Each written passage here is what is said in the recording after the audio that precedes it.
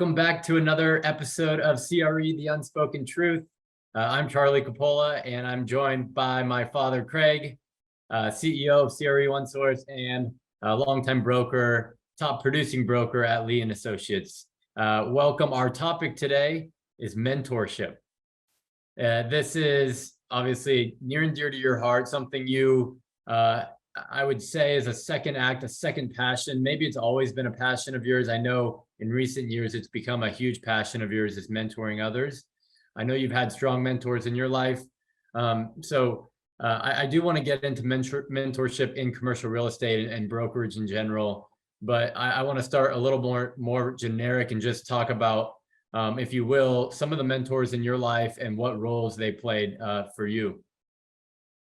That's a great place to start, because people ask me, do you have any mentors? And I go, lots of mentors. Nobody gets to the position, the success that we've had without having mentors, without having people that took an interest in them. And I think maybe my differential between the mentor today, if you were to look at what they talk about mentors today, is like, find somebody who can give you some wisdom and sit down with you and give you some guidance. The mentors that come in my life, these are people who, of course, they gave me wisdom and guidance, but they took an interest in me. They helped me along. They gave me opportunities. When the opportunity was there, they coached me through those opportunities. And so it was less that, I'm going to go have lunch with this person, he's going to just impart all this wisdom, which is what I think the word mentor has kind of evolved to lately. And I disagree with it. Mentor, having lots of mentors means that you're having deep and meaningful relationships with folks that can teach you lots of things, whether it's about business or life or whatever it is. And I'll just give you one example. When we had young kids, we were you're new parents. You don't have somebody. There's no handbook for parenting. Experience. Exactly. So you're on the job training. And Tracy and I took this class by Bob and Tina Mulhern called Growing Kids God's Way. And it was eye-opening. It was Bob Mulhern, and Bob Mulhern's still a good friend today, and our kids are all grown, as you know. It was Bob Mulhern who was ahead of the game on this. He was super into it, and he gave me more mentorship and guidance and wisdom on how to raise kids and do it the right way than anybody would ever know. And it was like, it's incredible. It was so much that, we started backpacking with him every 90 days. And we did that for, 10 years with his kids and ours. And I got to see how he was doing it. So mentorship comes in all flavors, all sizes, and it's unbelievably powerful. You said something at the beginning of that. It's someone who takes an interest in you and has builds a relationship, a deep, meaningful relationship. I think about like networking, and I feel like networking has a bad reputation. And I think a lot of people my age have this viewpoint of networking as social climbing or using people to get them into a door. And it's very short-sighted. It's very not genuine. Transactional. Yeah. And I feel like that's what a lot of people view networking as. When I think, you would say, networking, building a network is not transactional. It's taking an interest in people and building those deeper, relationships with them, right? Yeah, I think networking is potentially the start of some kind of a mentorship. Networking is, I always say networking is giving first. On the mentorship, it's like having a real curiosity of what you're trying to learn and what they can give from you. So one of the things I think I was really good at is looking at somebody and saying, what can I learn from this person? How can they teach me something that may, I have tons of blind spots. And so I'll give you another mentor of mine, Jim Watkins, who, Jim and I have worked together since 1983. And I was just with him today. And Jim, when I first met Jim, he was a broker and I was trying to be a broker, and I did a deal with him. And he really coached me up. I thought I was, I think I'm a smart guy, and I thought I was really cocky, and I did a deal. Despite myself, I got the deal done. And Jim really took the time to kind of teach me something. I said, this is a guy that I need to spend more time with. And over the last 40 years, I have not sat further than 20 yards away from Jim Watkins. And he has taught me so much about life and brokerage and how to handle people and relationships that I would be half the broker that I am today if Jim Watkins wasn't in my life. And so that's a mentorship that from a professional, personal, life, business, life mentorship. Jim's given it all to me. And I want to transition into mentorship within brokerage, but I have one last question on that. Is I know you have mentors in all areas of your life, or at least in different areas of your life. Do you have any mentors who are, significantly younger than you? Of course. Yeah. Of course. I have mentors because I'm always learning. So I'm having to learn new things. And so I'll give you an example. We're learning on the job about, while I've been an investor in lots of startup companies, actually running a SaaS software company like we are for OneSource, we have no experience in that. So we are using Hayden Colbert, who, is my son-in-law, as a mentor. I mean, we're asking him when we're with Hayden, man, he's getting peppered with questions because Hayden's got, he's got 10 years now of experience in software industry and companies. So we ask him all the time. We have our tech lead, Alex Hicks, who is a master's degree in computer science. We're asking him, what does this mean? How does it do that? You and I spent 2 hours with him today. That was a lesson in how he thinks about things. We're trying to work on it. So the answer, I view these people not as people who might work for me or might be my son-in-law. These are people that are teaching me. And so I have lots of, especially in the technology world, I have tons of people that I count on as mentors. Yep. So in brokerage, why is mentorship early in your career so important? If you're going to be a successful and commercial real estate broker, I'm sorry to say you have to have a good mentor. And there's very few, maybe 1 out of 100 can actually make it on their own and be super successful. If you don't have a mentor that takes an interest in you, you're doomed to fail. I mean, we have a 75% failure rate within the first 36 to 48 months. And the reason is people think they're going to get a mentor and they don't.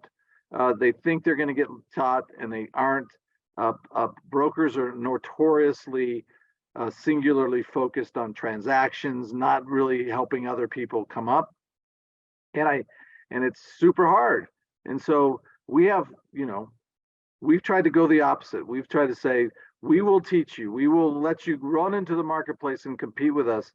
And that's given us quality people that we have now over the last 30 years. I don't know, 20 runners that we've spent teaching.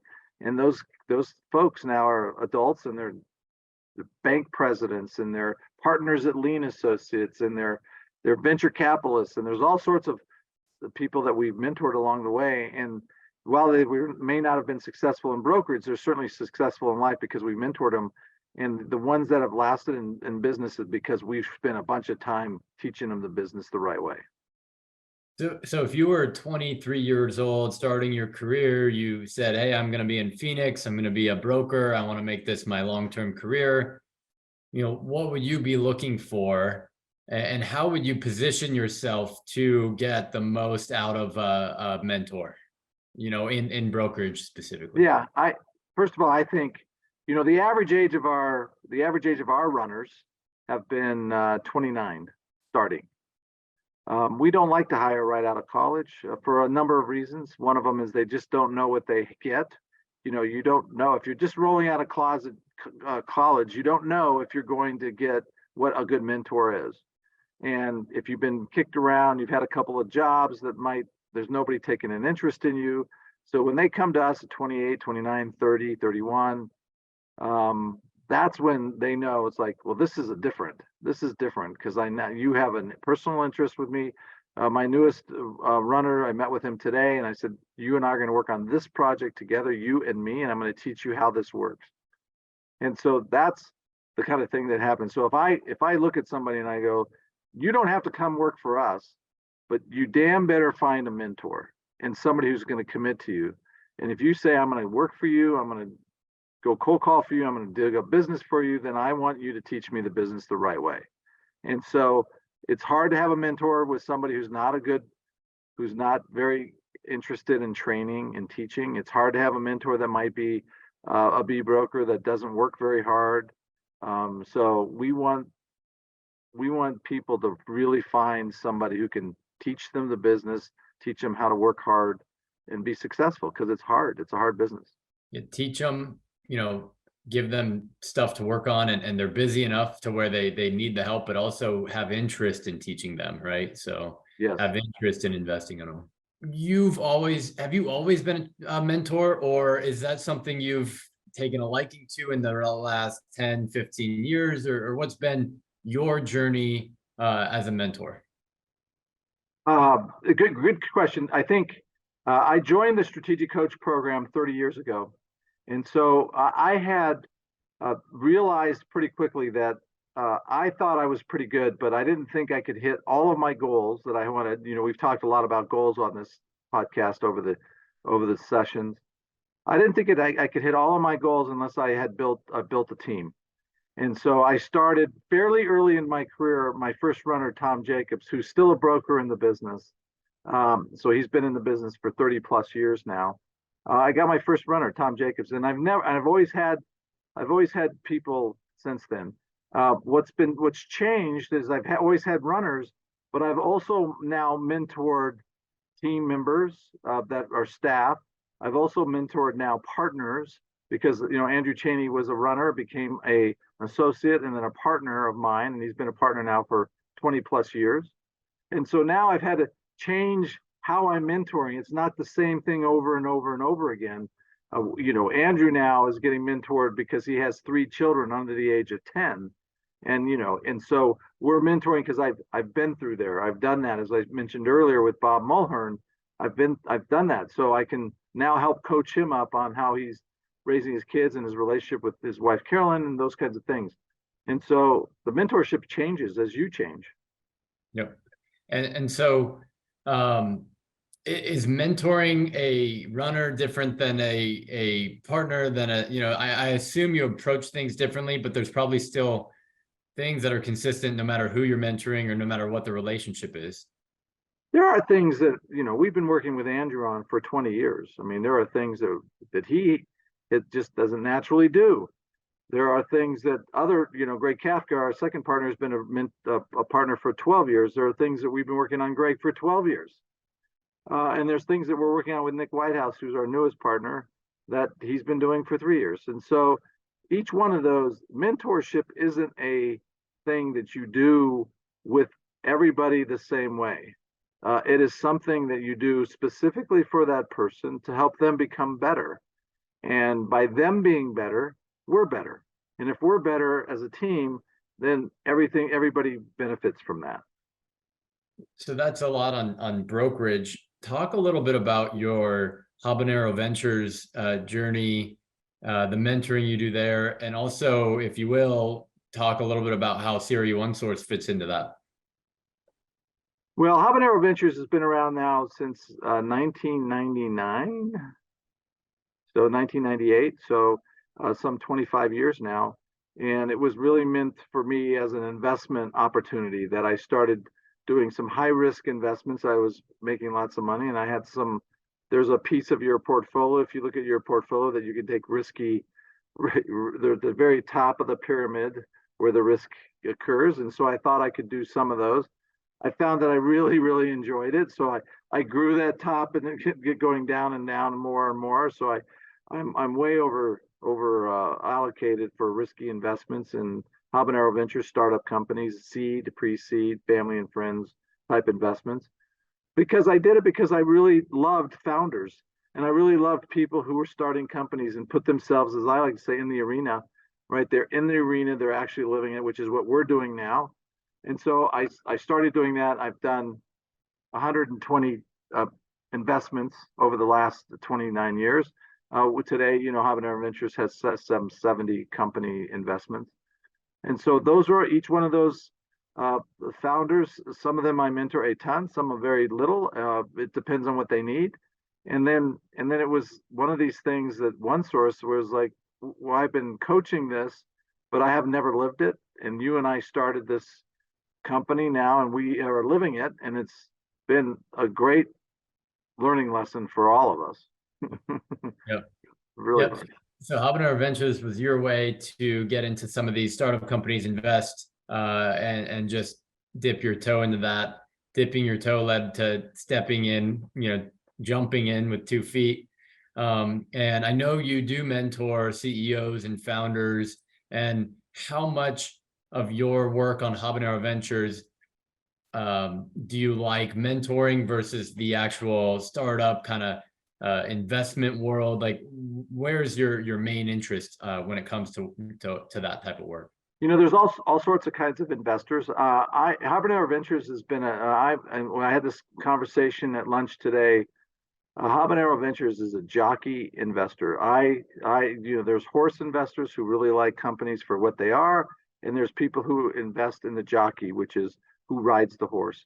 And I am a jockey investor. If I don't have a connection with the investor, if they aren't, and I've passed on lots of companies where I just didn't think the founder, one, had the drive, desire, and two, potentially could grow into being the leader that we want them to be, then I haven't invested. So when I look at my portfolio, every single founder is somebody that I think has the ability to take a very tough thing, an idea, and turn it into a business.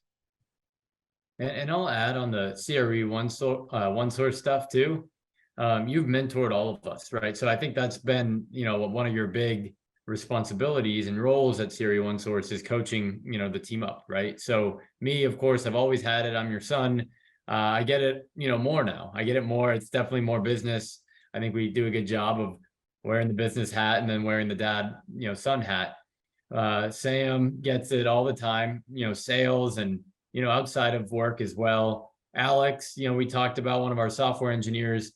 There's different things. You can't mentor him as much on the business or on the software side, right? So it comes a different way, but I know that's a huge role and one of your biggest responsibilities at our company.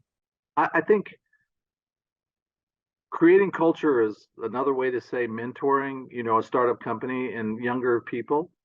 So we're trying to create a culture that provides for them and grows them in a way. We will be a better company a year from today because we have great people that we're making better.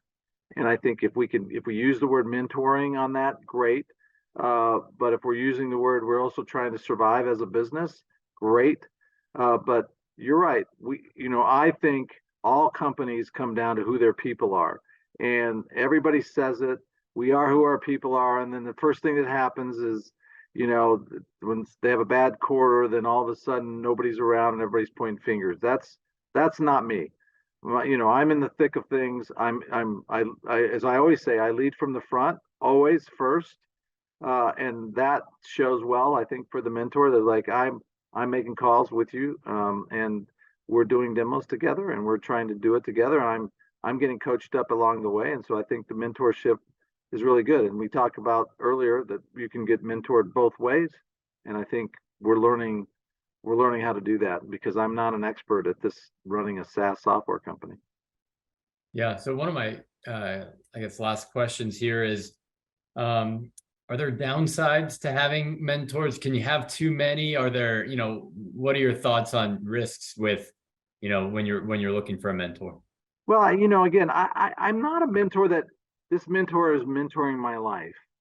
This mentor is everything to all things to me. I may be your father and your mentor, so I would say that I have way more influence, but I know there are other people in your life giving you guidance in different areas. And so for me, personally, and the mentors that I get, I'm learning to learn maybe a very tiny little thing from them, but learning really well because they do it really well. And some people, I would be remiss if I didn't mention Bill Lee, who took me under his wing of Lee and Associates. And, you know, Bill became a second father to me, and I miss him terribly because he passed a couple of years ago. And Bill was a mentor in more ways.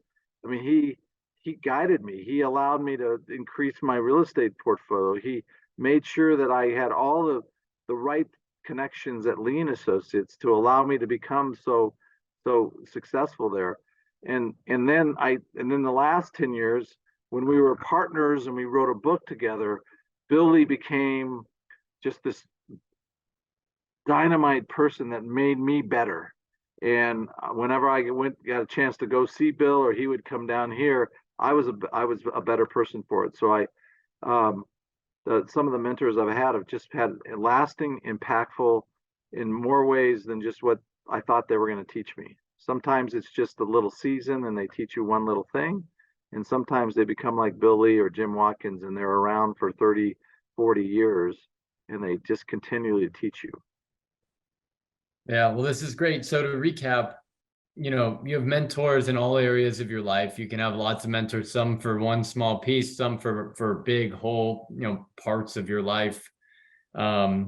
You know, and you can have mentors older, younger, all ages, all genders, all everything, you know, it doesn't matter, you know, when they come into your life, but, you know, if you're looking for one and you need one, you know, there might be one there. So, I think in brokerage, right, it's crucial when you're starting out, and it's true probably for any profession, but it's crucial to get someone to take you under their wing. And I think you put it this way: is mentorship is when someone takes an interest in you and has, you know, your best interest in mind, right? So they're looking out for you and coaching you.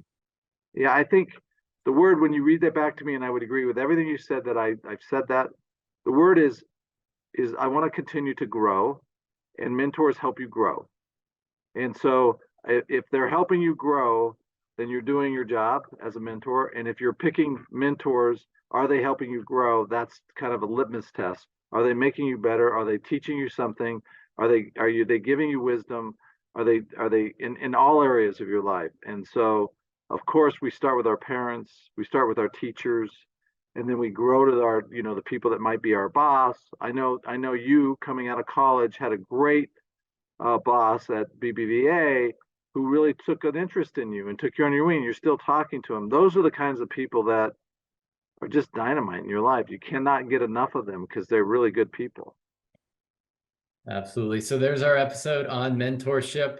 Thanks again, and until next time. Thank you.